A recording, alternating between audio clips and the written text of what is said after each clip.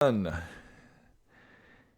everyone, I am Paul Moore and we are going to get started here in just a second. We're going to talk about 10 amazing tax benefits that are only for real estate investors. So welcome everyone to BiggerPockets Live, YouTube Live, Facebook Live on this Saturday morning.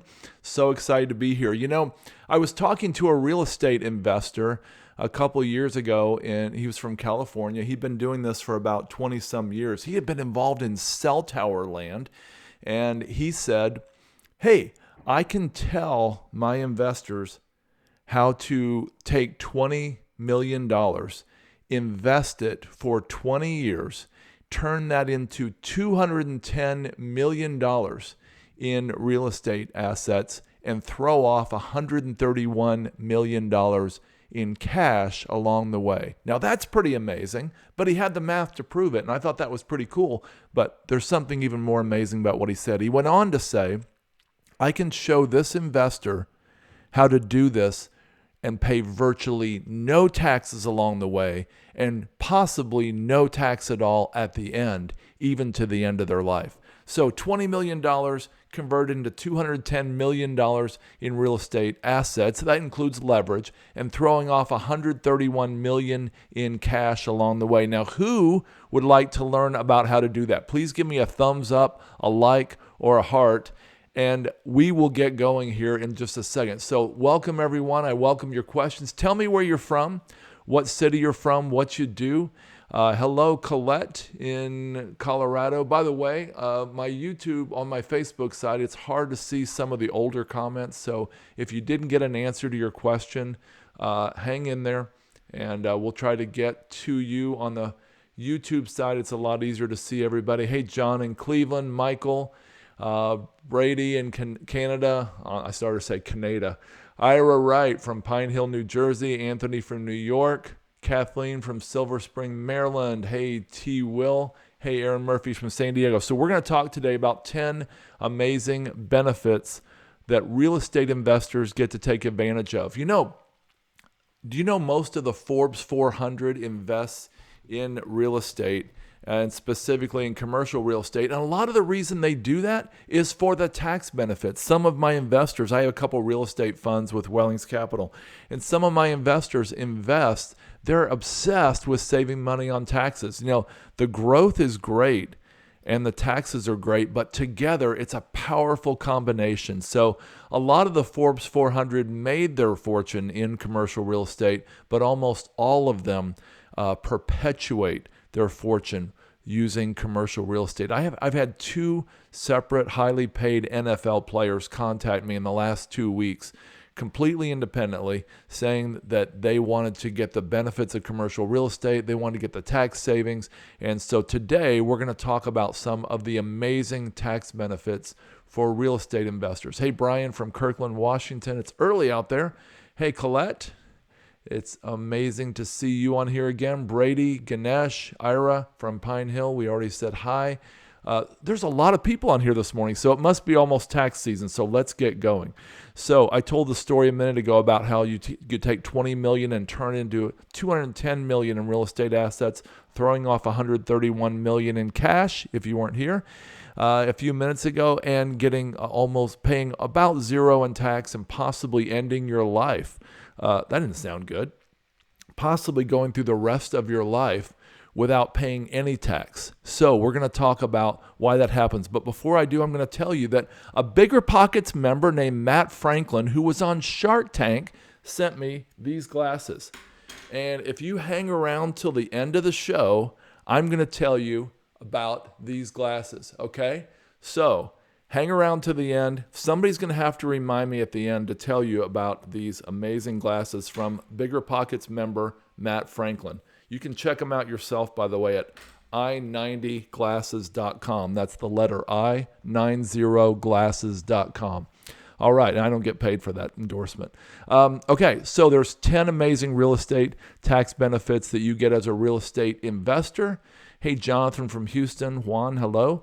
Okay, number one, direct investment. Do you know if you invest in the stock market, if you invest in a lot of different things, you don't get the direct benefit of being a direct investor. But if you invest directly in real estate, whether it's through a fund, an LLC, buying your own investment properties, you're going to get a lot of tax benefits, including depreciation, accelerated depreciation, potential for saving on capital gains tax, or we're going to talk about later how to eliminate capital gains tax. So as real estate investors, you all know that directly investing is one benefit. If you're a stock and bond investor, good for you.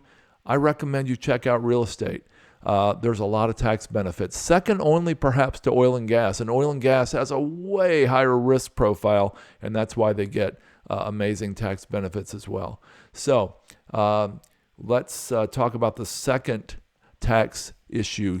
Number 2, hire a tax strategist. This isn't actually a tax benefit, but I'm going to tell you, hiring a tax strategist. We were building a Hyatt hotel in Minot, North Dakota a number of years ago. You can check it out. It's a Hyatt house there. I think it's the nicest Hyatt house in America. And we were thinking, hey, what if we're paying too much taxes? What if we should be renting the land to the LLC? Or what if we should not own the land or own we didn't know. So we hired a tax strategist, and this is a CPA that actually has a strategic approach. They don't just do your taxes. I know a guy named Ed in California who was paying about $120,000 a year in taxes. He was a real estate investor, and he found this amazing tax benefit, which is actually number 4 on my list today. And he told his CPA, and they said, yeah, we knew about that. He said, well, why didn't you ever tell me in all these years? He said, well, we just do your taxes. We're not paid to be your strategist. He fired that CPA. And if that's your CPA's attitude, I would wish them well and find another one. Find somebody who's a real strategist, okay? So that's really, really important. And I highly recommend that you find somebody to be a strategist, even if they're not the one filing your tax returns. We've got some great tax strategists that are hanging around BiggerPockets, and you guys might know Brandon Hall. He is an excellent tax strategist, and he'll help you. He's a real estate investor and a strategist and a CPA. So anyway, thumbs up if you think it will be helpful to get a tax strategist. So I want to, before I go on, now that everybody's on here, I want to say that I am not a tax professional. I'm not a CPA. I'm not a legal, I'm not a lawyer, and I don't play one on TV. So that's a little joke from the 80s. It's not even funny anymore. But hopefully you think my glasses look funny, and you're going to ask me about that again. So tax benefit number 2, return of principal, also called return of capital. Now, what am I talking about? Return of capital means this. If you're going along in an investment, let's say you invest in a syndication or a real estate fund, and you get back a significant amount of the principal along the way. Okay, so let's say you're going along getting a 5, 6, 8, 10% return every year, and they give you a 40%. You get 40% back in 1 year. Or let's say there's an event that causes them to just have a significant return that year. Well, you can take part of that. If the syndicator agrees, you can consider part of that as return of principal or return of capital. Guess what? There's no tax on that because you're just getting money back. Now, it does reduce your basis, but we can talk about that later. But return of capital, return of principal is a way to get a significant amount of cash flow, but not have to pay taxes on that. Now, that goes hand in hand with number 3, which is refinance tax-free. Okay, now if you got a house and you refinance the house and you pull $100,000 in cash out, you don't pay taxes on that $100,000.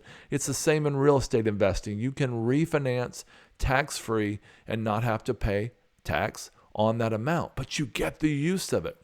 So if you're with a syndicator or a fund, for example, our fund plans to return principal to people about halfway through the life of the fund. So in year 4, 5, 6, 7, our goal is to return everybody's principal to them, and there's no tax event on that. So the investors get the use of that money. They get to reuse it, they get to redeploy it, invest it in something else, and now they've got two streams of income, but there's no tax event, okay? So give me a thumbs up if that sounds good, okay? So that's the return of principal and the refinance tax-free. Those go hand in hand. Okay, number 4, this is the big one, okay? I can't spend as much time on this as I like. It's accelerating your depreciation through a cost segregation study. Now, if you have property that's worth at least 100, 150,000 or more, and that could be a rental home, it could be some other kind of commercial property, it could be duplex, it could be a 1,000 units apartment complex, it could be self-storage, which I love, by the way, it could be a mobile home park. You can get a cost segregation study, which allows you to put your depreciation items in buckets. Rather than take a, let's say, 27 and a half year straight line depreciation, you can actually compress the time on some of those items. Let's look around the room I'm in here. You can't really see me, but see around here. But the countertops, the lighting, the flooring, the carpet, a lot of the stuff in here can be depreciated more quickly than 27 and a half years, perhaps the windows. So there's a schedule the IRS allows, and you can depreciate a lot of that stuff in a 5-year bucket, okay? Or some of it like landscaping, parking lot striping can be depreciated in 15 years. What this does is it allows our investors to get, if I'm a syndicator or a fund, it allows my investors to theoretically get a return. They get cash in their pocket every year. Let's say it's 8%, for example, and they get a negative number on their K1 at the end of the year. Now, the K1, by the way, is for direct owners of real estate, and that's what investors in real estate, syndications, funds, etc. get. They get a K1. There can be a negative number on it because there's a loss because of depreciation.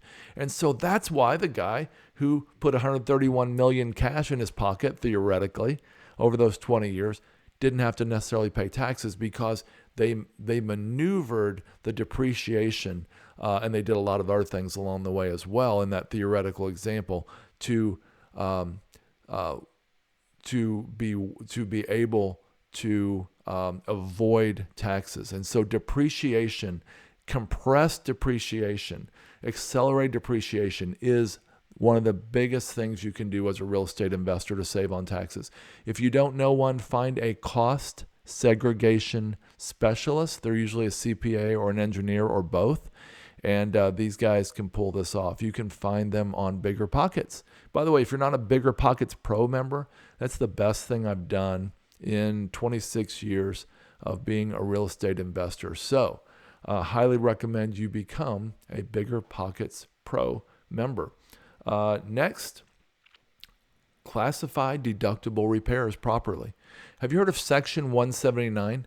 Section 179 was greatly expanded in the tax reform bill that was passed by our commercial real estate oriented president in Congress in December of 2017. Now, whether you like President Trump or not is not the point. He seems to like real estate investors, and that tax law had incredible impact for the good for real estate investors. Section 179 allows you to fully deduct a lot of repairs, a lot of capital items, the things that look like capital items that can be fully deductible now. So you may be able to, instead of taking a roof and deducting that over, let's say 27 and a half years, which means you take 1/27th of it or so every year for 27 and a half years. Instead, you can compress that. And in some cases, from what I understand, you can take that all as a deduction in year one. And if you've seen the analogies, the difference, the impact to your investment stream of not paying taxes early on versus paying taxes all along evenly, it is dramatic. There's a dramatic improvement to your wealth in the long run from avoiding taxes as long as you can. There's people who say, no, it's better to pay them now because tax rates going up in the future. Well, maybe that's true in California. I don't know. But I really, truly agree with this. The math is there to prove it. So Section 179, fully deduct every possible thing you can in the current year. Real estate investors can do that. Okay, Number 7, a lot of you know about the 1031 exchange. Now, the 1031 exchange allows you to avoid capital gains tax for a long time, which means you can exchange. It started with people who really wanted to exchange one asset for another. And they went to the IRS at some point in the past and they said, hey, I want to sell my farm and I'm actually just going to trade my farm with my neighbor. I don't have any cash. How can I pay taxes? And so they allowed a 1031 exchange. Now, the 1031 exchange was in great danger around the time they were passing this December 2017 tax bill, and they said they might eliminate it, and they did, but not for real estate investors. They eliminated it for trucks and cars and airplanes, but not for you and not for me. If you're a real estate investor, you can take advantage of this. So basically it means if you're selling let's say $1 million fourplex, and you're buying in a very short time, by the way, a $1.2 million eightplex, let's say, you do not have to pay capital gains at that time. There's all kinds of restrictions. There's all kinds of limitations. There's a 45-day window to make a decision. There's a 6-month window to close. There's a lot more, and it's a lot harder than I'm making it sound. But it does exist. Now think about it. If you can if you can build up, if you can just do a series of real estate investments, let's say one per decade, and you continue to trade up to another one, to another one, to another one, you can continue to kick the can down the road, avoiding capital gains tax all these years. And you're probably thinking, yeah, but everybody's got to die and pay taxes, right? Some people, by the way, would rather die than pay taxes. And so I have another real estate tax benefit for you, and that's number 8.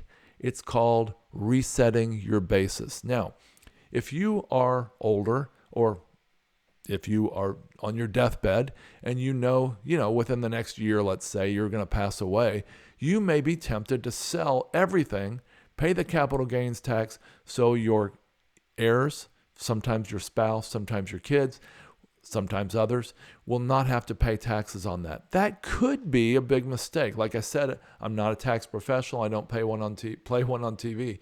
But I am saying you may want to choose to leave that in your estate and let the kids deal with it. Now, what happens is if you leave it in your estate, all the capital gains tax that you've accrued, let's say you're up to a $10 million, let's say a $5 million portfolio now. And let's say you owe capital gains tax on $4 million of that because you only have $1 million in basis. Okay.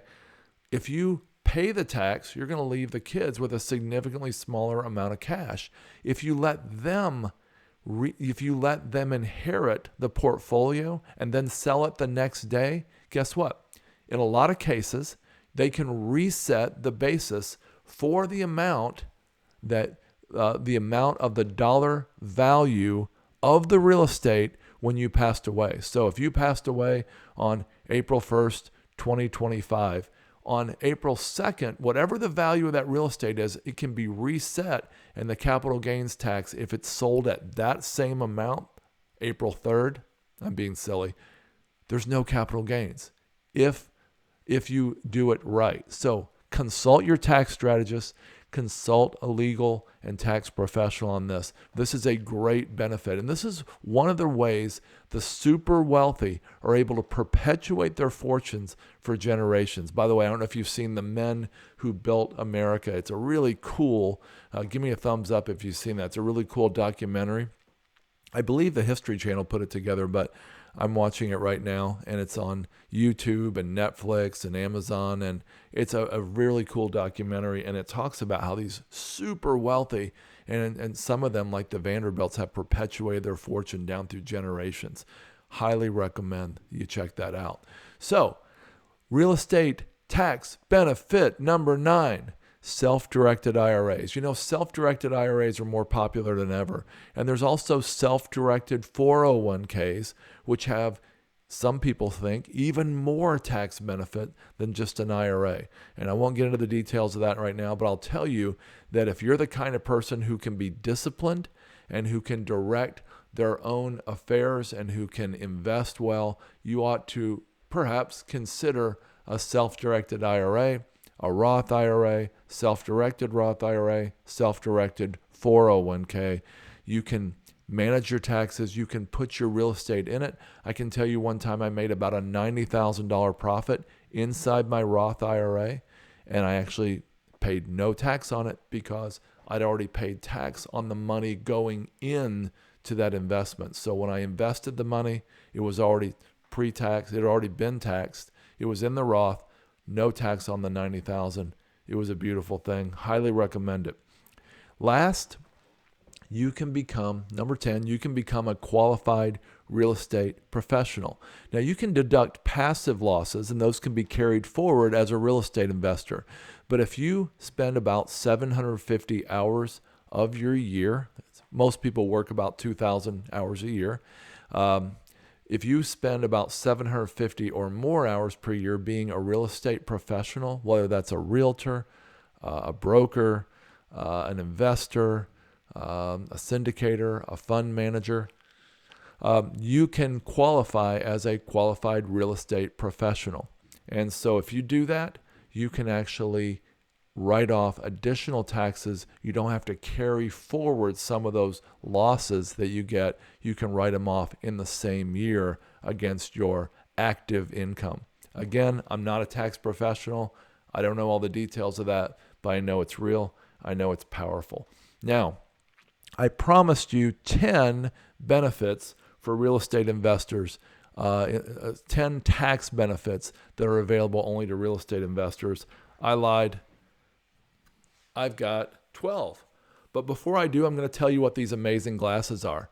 These are called that's the letter I-90 glasses, and it allows me to read a book without hurting my neck. You might say, Paul, why would you hurt your neck reading a book? I have a football injury from 42 years ago, and when I look down for hours or when I'm on my laptop looking down, it hurts. It hurts my neck and it strains it.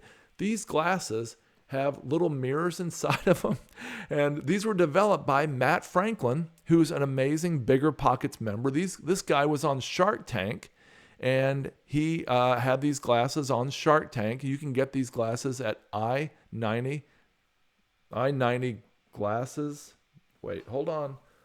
I90glasses.com. See, I can read a book right down here with these glasses.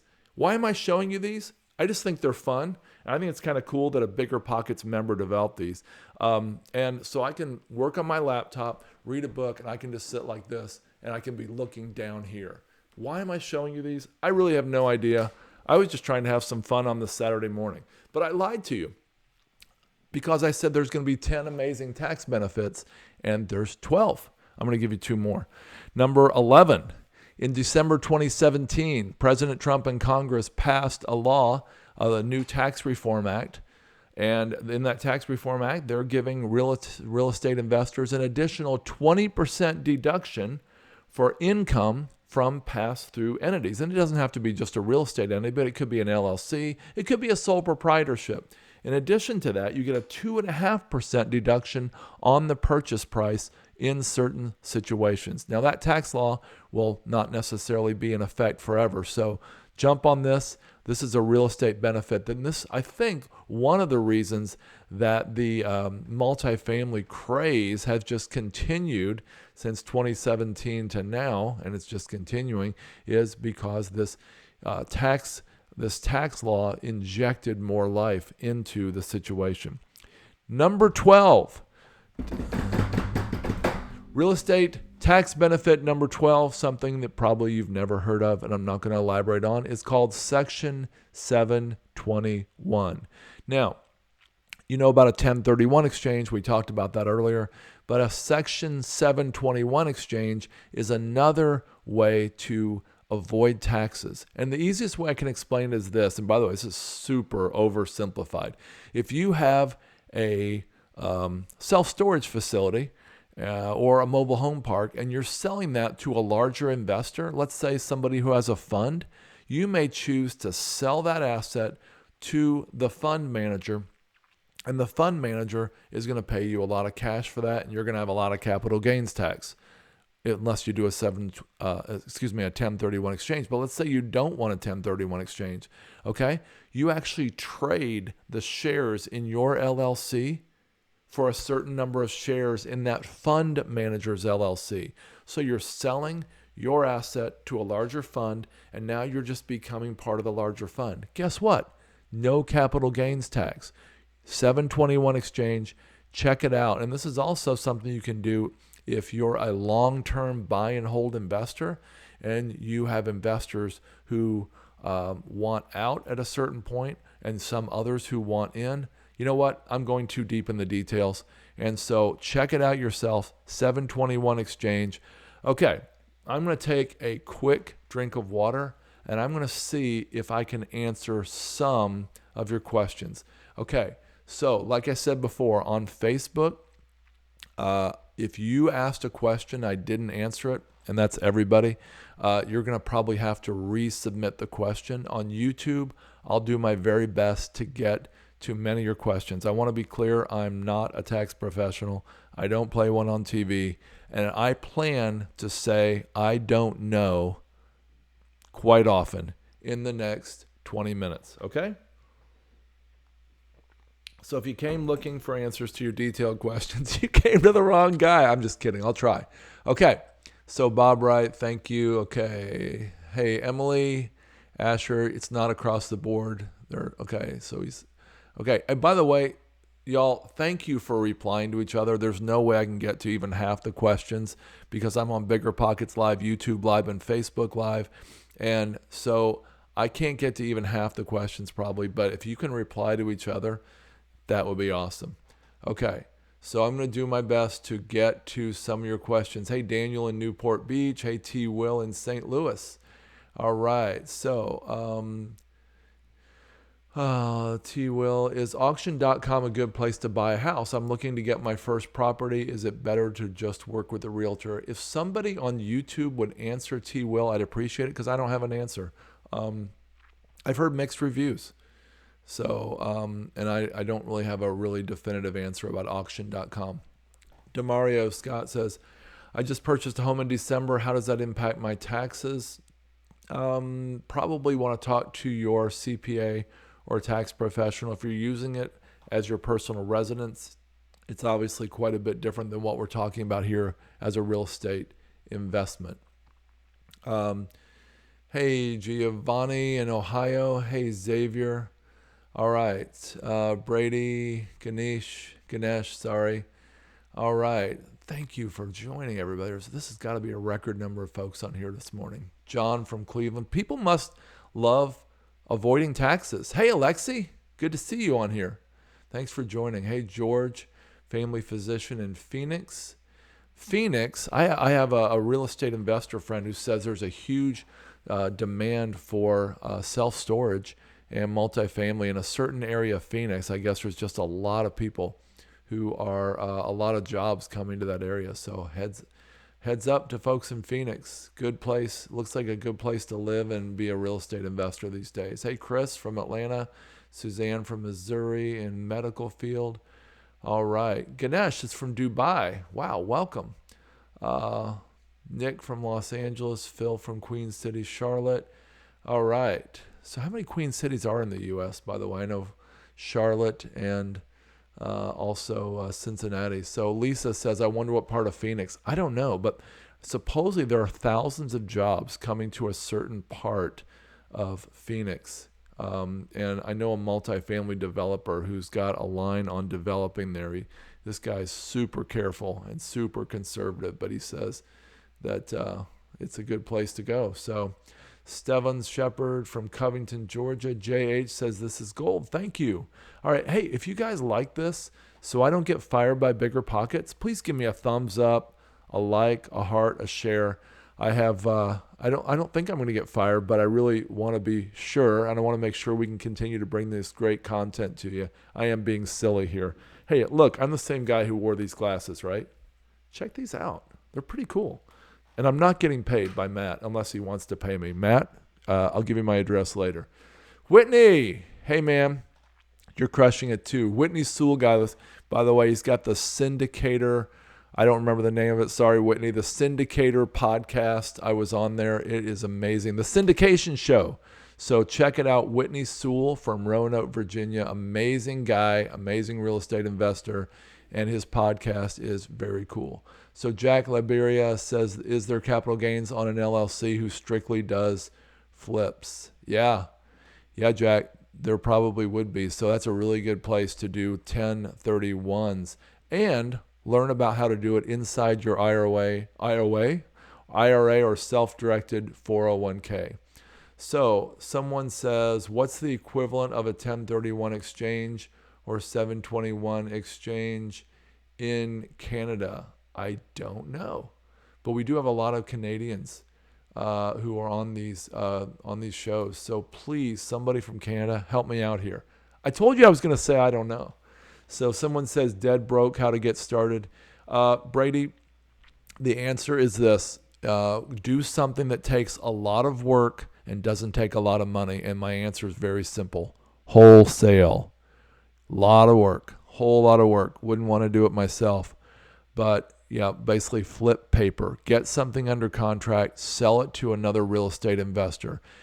The best way, if you don't have a lot of money to do a postcard mailing campaign, go out and drive around. Talk to people. Go to real estate meetups.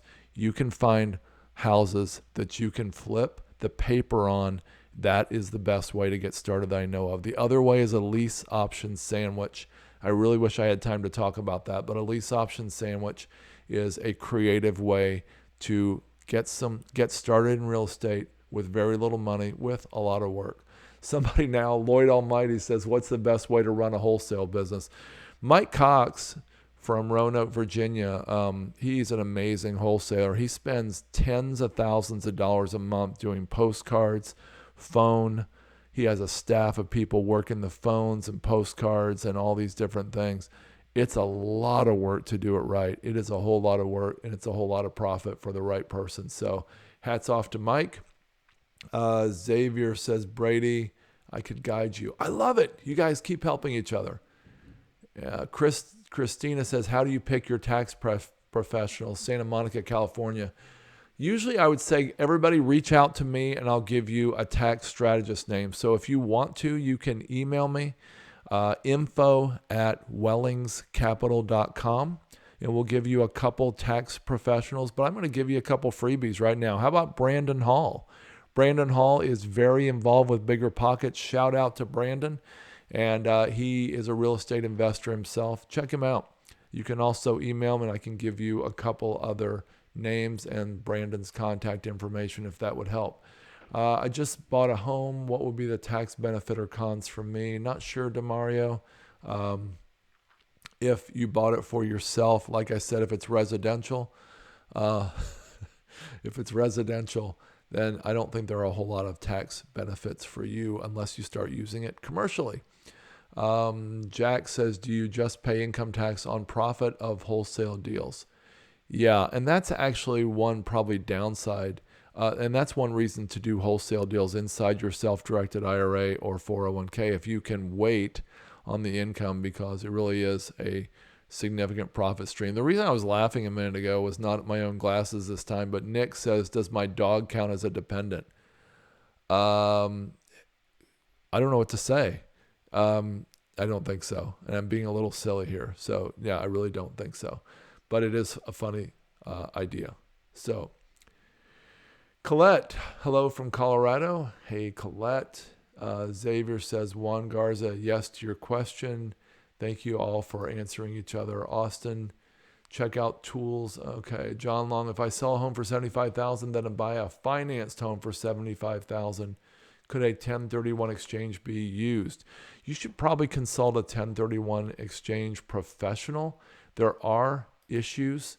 There are ways to use financing right way and to use financing the wrong way with a 1031 exchange. Okay.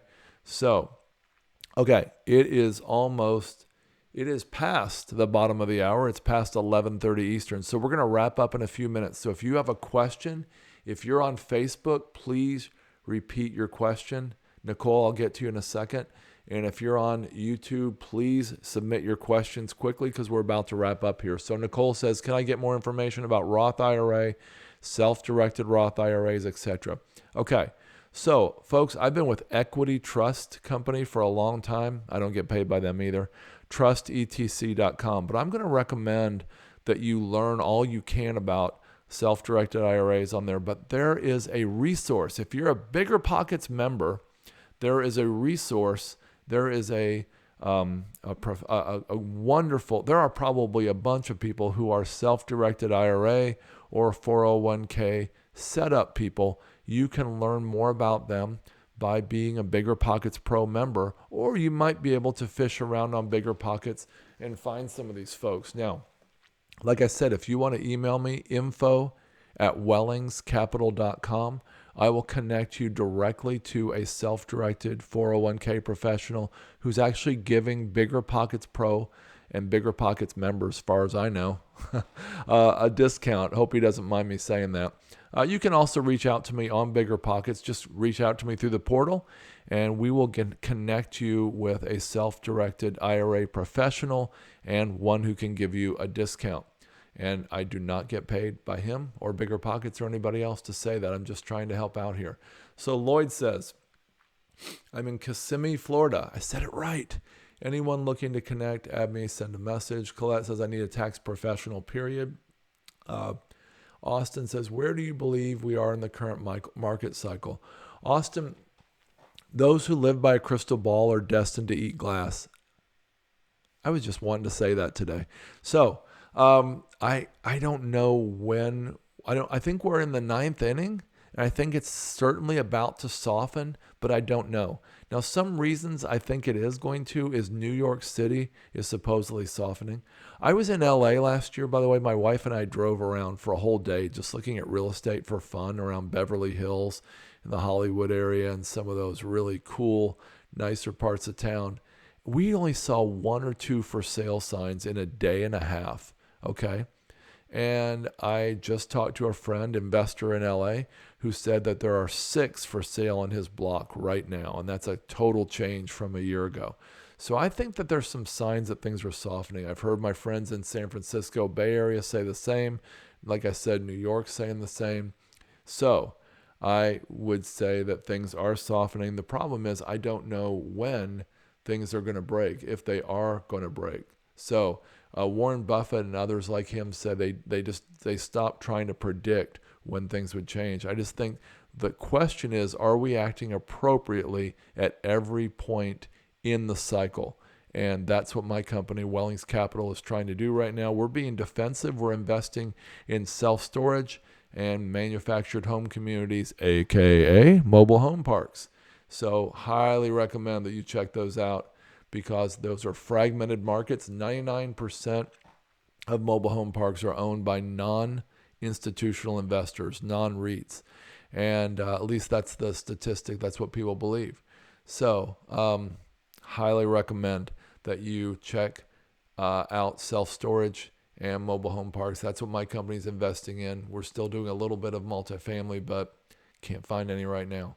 Deadman 4000 says, if I bought my first rental property, a single family home, and make less than $100,000 earned income, can I deduct $25,000 worth of expenses toward my earned income if I am acting property manager? Let me think about that again.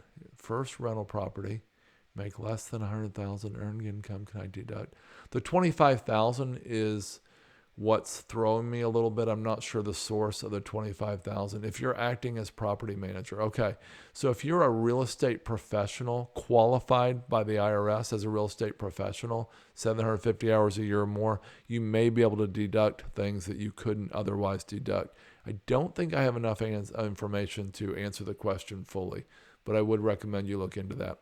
Weedmar Jean says, I want to get into real estate investment to help lower my tax obligation. The property I'm looking at is $125,000. Question, how much would I save on my tax based on the cost of the property? Will you be able to deduct 1/27th of the value of the home itself, not the land under it, every year? That's on straight line deduction. That's an estimate. It's really 1/27th and a half. So it's deducted over a straight line depreciation is what I meant to say, over 27 and a half years. But if you do a cost segregation study, you can do a low cost version of a cost segregation study for perhaps $3,000. And by doing that, you can possibly accelerate your depreciation and your deductions dramatically, shoving maybe 25, 30% of those deductions into the first 5 years, giving you some wonderful passive losses on your tax return. And again, that's called a cost segregation study. And there are folks on BiggerPockets who do that. You can also reach out to me through the portal, and I'll try to connect you to a few folks. I hope that helps, Gene. Mac Julian says, how do taxes work when you sell your home? Somebody else might be able to answer that. I'm not sure I have a good answer other than there shouldn't be a tax on your personal residence when you sell. There may be limits in your state, though. I don't know.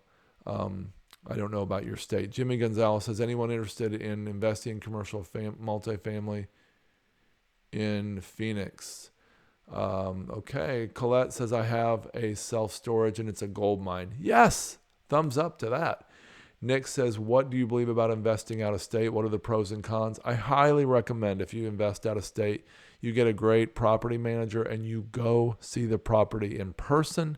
The property manager and the location is about 2/3 of the success of any investment. So doing out of state it's very, very important that you get the right people on your team and that you go see it in person.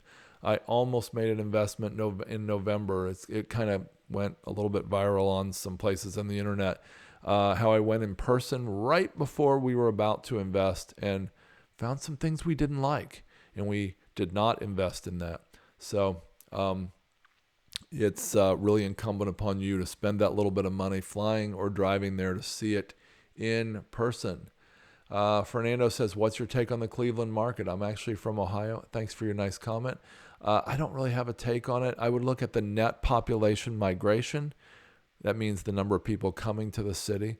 I would look at the job growth. I would look at employment, the unemployment rate.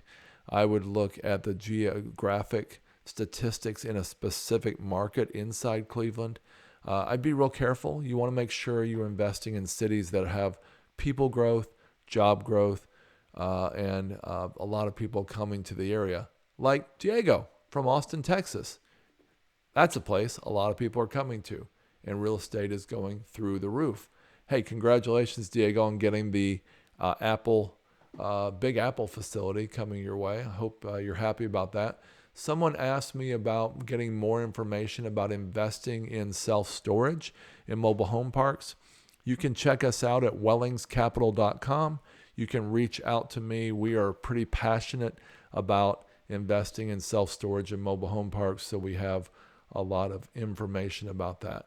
Jamar says you can also do a 121 exclusion and sell your primary home tax-free. Now, there's something I knew nothing about, never heard of it. Thanks, Jamar. Thumbs up to you, my friend. Kevin Cox says, if I buy a fourplex in another state and keep one unit for myself to live in, while there I can deduct travel expenses. Can I deduct travel expenses? It would not be my primary residence. I would sure think so. I can't imagine why you couldn't. I'm not a tax professional and I don't play one on TV, but I think so. Robert says, if you live in a personal residence for 2 of the past 5 years, $250,000 tax-free from capital gains for single, $500,000 for married. Okay, there's something I'd forgotten, and I have heard that before. For people who live in multiple homes, you have some limitation on what you can deduct as a personal residence. So thank you for reminding me.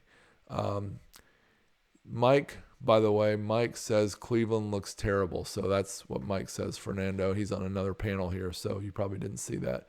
Jamar says 1031. Oh, by the way, you can actually 1031 exchange yourself you can kick that can down the road another way. I'd forgotten. I have a friend who did 1031 exchanges on apartments, and actually a bunch of single family rentals, and he bought a home that he put on the rental market. But after 2 years, according to several tax people I've talked to, he can actually move into that house and never pay the capital gains tax. Now think about that. He bought a waterfront home, and so he had sold all these single family rentals off, had this huge capital gains burden, but instead he went a 1031 exchange into one expensive waterfront home. He's renting it out for 2 or more years, and he plans to retire there. And he says he'll never have to pay capital gains. Real estate investors get so many benefits. Seriously. All right. Terry asked me, what do I think about Greenville area and South Carolina? We just did an investment on a $8 million self-storage facility on the coast of South Carolina. Greenville's going nuts. I heard about apartments, Class B apartments the other day that were selling for $115,000 a door. That would have been Boston or New York pricing in the past. It's in Greenville or Spartanburg, South Carolina. Man, it's going nuts. I don't know how long it can last, but anyway. Ganesh says, any tax benefits if you're only flipping land? My son flips land and he does very well at it. And my understanding is, you can get the benefit of holding it for a year or more. You get a lower tax capital gains rate. You probably all know that. As far as other tax benefits, I don't really know what other tax benefits there are from flipping land. Nick says, what are the qualifications of an FHA loan and does it vary from state to state? Hey, I'm going to ask somebody else to answer that because I really don't know. I don't think it varies state to state, but I think that that's something that it's a great question. Austin says, any negotiation tips when in a heated bidding war? Yeah. Write a personal letter to the seller telling them why this is your dream property. Show them a picture of your family. Do a Polaroid. You guys remember what a Polaroid is? Do a picture. Send a picture of your family. Send a picture of your dog, you with your dog, your family and your dog, and send them a love letter and tell them this is why you really want to do this. Here's why. My company, by the way, we really want to invest in thwarting human trafficking and rescuing victims. If you have something you're passionate about, put that in the letter. If you don't have something like that, tell them about your family. Tell them about your history. Include that. And then also, another thing you can do is include a time deadline. Okay? So those are a couple things you can do if you're in a bidding war. Marie says, what about Richmond, Virginia for starting out? I'm looking out of state because Boston's very expensive. Absolutely. I've heard great things about Richmond. My friend who lives there and has got his finger on the pulse of real estate says that the Richmond area is booming and it's going to explode. I know they're building a lot of new highways, connecting highways. Every time I go there, there's some new construction going on. It seems to be a great area.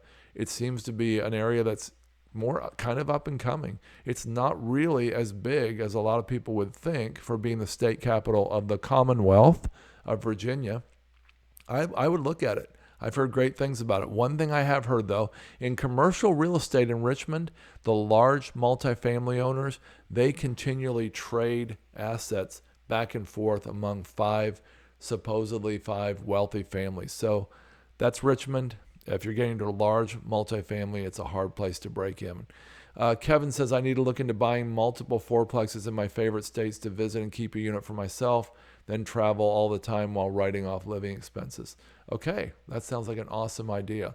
All right, so we are way over time, and you all are amazing. You've got great questions. You all are awesome. I really appreciate it. If you would share this video, if you would give us a thumbs up, a heart, a like, a smiley face, anything, please. I'm just kidding.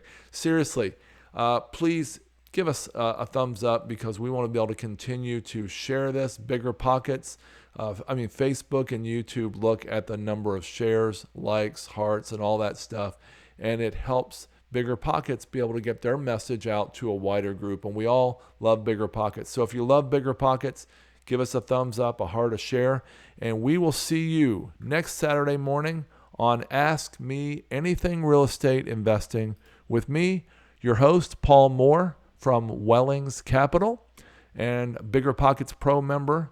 And I hope you have a wonderful weekend. If you're one of the 116 million Americans snowed in this weekend, enjoy it. get some family time, take a break, and have a great day.